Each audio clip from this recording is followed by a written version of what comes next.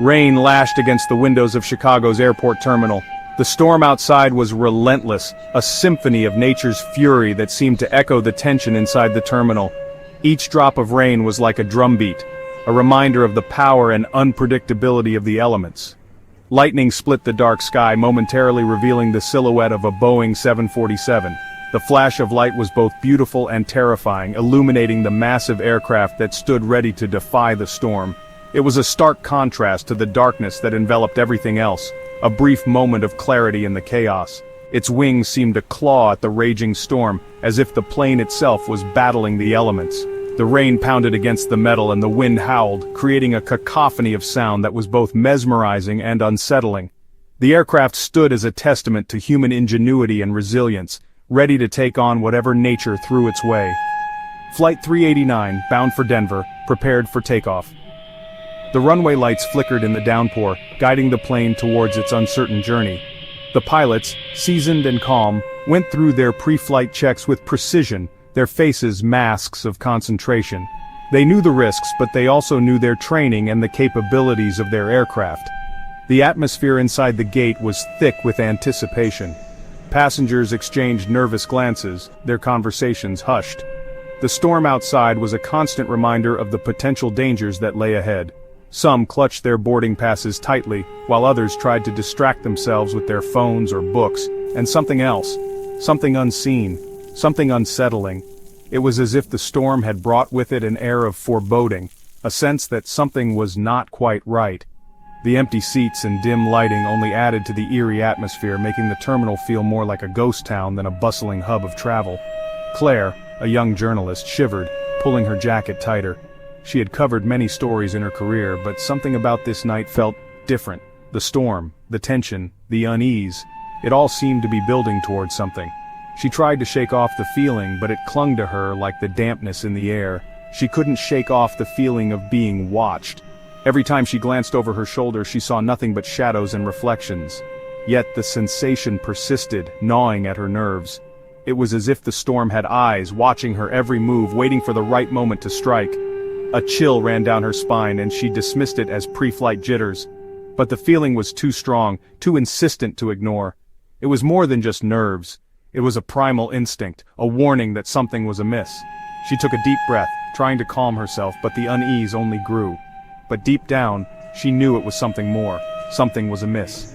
The storm, the tension, the feeling of being watched, it all pointed to something bigger, something lurking just beneath the surface. Claire couldn't shake the sense that this night would change everything, that the storm clouds gathering outside were just the beginning of a much darker.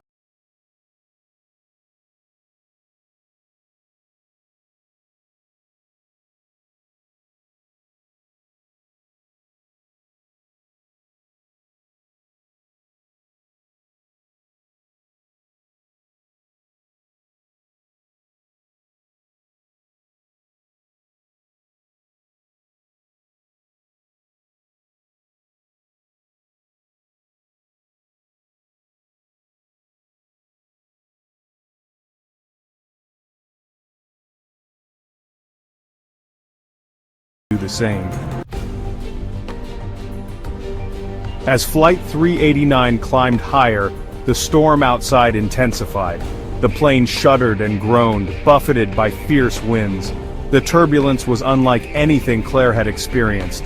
It was then that she first heard the whispers, faint, indistinct murmurs, swirling around her like the wind. She glanced around, but no one seemed to notice.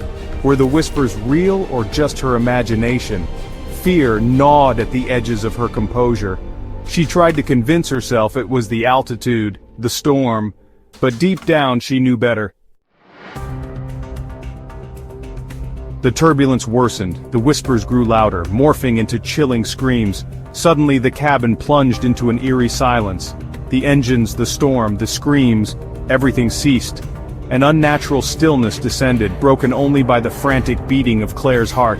Then she saw them. Ghostly figures, transparent and shimmering, occupied the aisle. Their eyes, hollow and accusing, stared straight through her. Terror constricted her throat, stealing her breath. She wanted to scream, to run, but she was rooted to her spot, paralyzed by fear. Her gaze fell upon a charred piece of paper clutched in the hand of a spectral figure. The figure seemed to emerge from the shadows, its presence both haunting and sorrowful.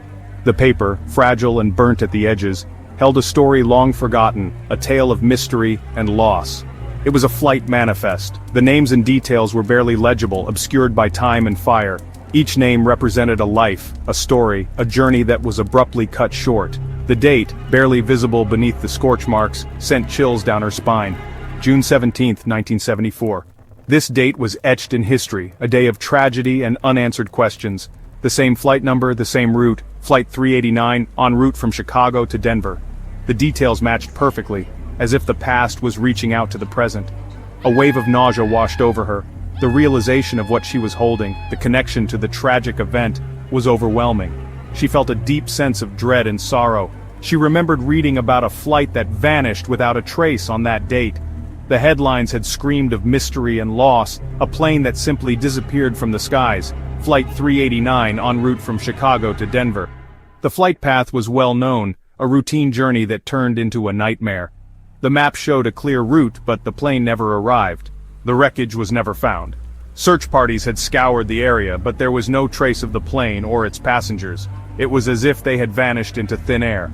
The passengers and crew were presumed dead. Families were left with nothing but memories and unanswered questions. A memorial wall stood in their honor, a silent testament to their loss. But what if they never left? The thought lingered in her mind, a chilling possibility.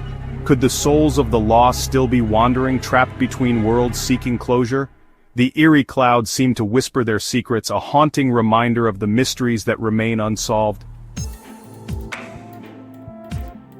A voice, cold and hollow, crackled over the intercom. It spoke of tragedy, of fire, of a desperate struggle for survival. The voice belonged to the pilot of the doomed flight from 1974. His words, etched in terror, painted a vivid picture of the final moments. Claire listened, her heart pounding in her chest. The chilling account sent shivers down her spine. The ghostly passengers around her seemed to wail in unison with the pilot's voice. She was trapped in a nightmare, a replay of a decades-old tragedy. As abruptly as it began, the pilot's voice faded. The ghostly figures vanished, dissolving into thin air. The engine noise returned, a welcome relief from the horrifying silence. The turbulence ceased, and the plane continued its journey as if nothing had happened. But Claire knew it wasn't over. She glanced at her watch, her blood running cold. Hours had passed. Or had they? Time seemed to have twisted and contorted during the supernatural encounter. Something was still terribly wrong. The plane began its descent into Denver. Relief washed over Claire.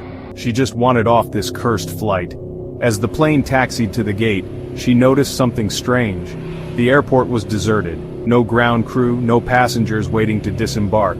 It was like stepping into a ghost town. Had they landed at the wrong airport, or was this another trick, another layer of the nightmare?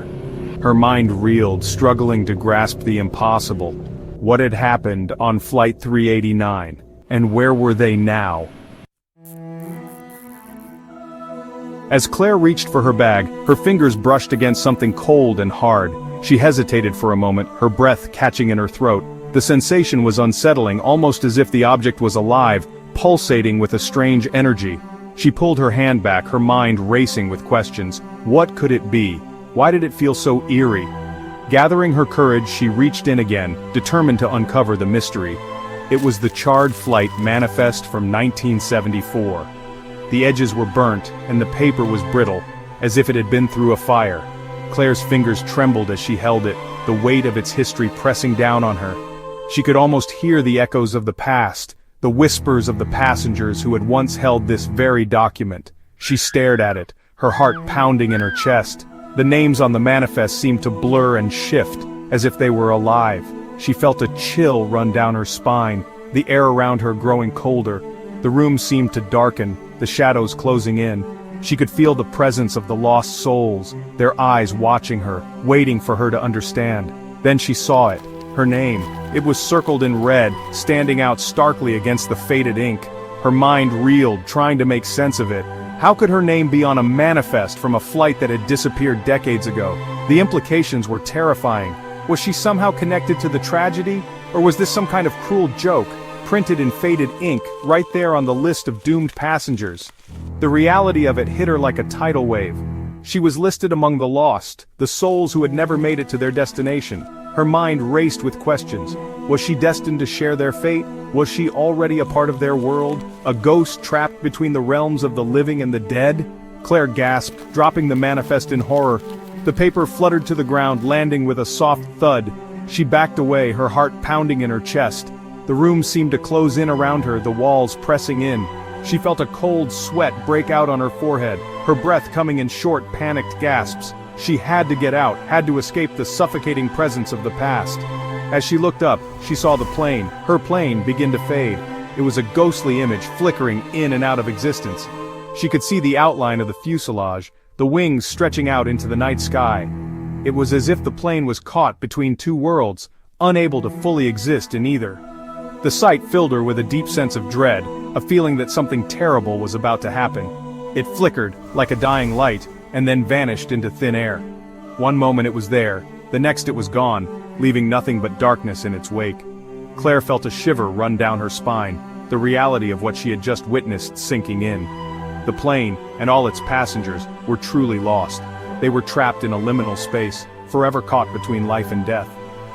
She was left standing alone, the ghostly chill seeping into her bones. The fog swirled around her, thick and impenetrable. She could feel the presence of the lost souls, their whispers growing louder. They were calling to her, beckoning her to join them. She felt a pull, a tug at her very soul, urging her to step into the fog, to become one with the shadows. Claire was now one of them. Her eyes took on a haunted look, her skin growing pale and translucent. She could feel herself changing, becoming less solid, more ethereal. The world around her seemed to fade, the edges blurring. She was no longer fully part of the living world, but not yet fully a ghost. She was caught in between, a passenger on a never-ending journey. A passenger on Flight 389, forever lost in the clouds. The plane and all its passengers were doomed to wander the skies, never finding peace. Claire was now part of their tragic story, a ghostly figure forever etched in the annals of aviation history. She would forever be a part of the legend, a reminder of the mysteries that still haunt the skies.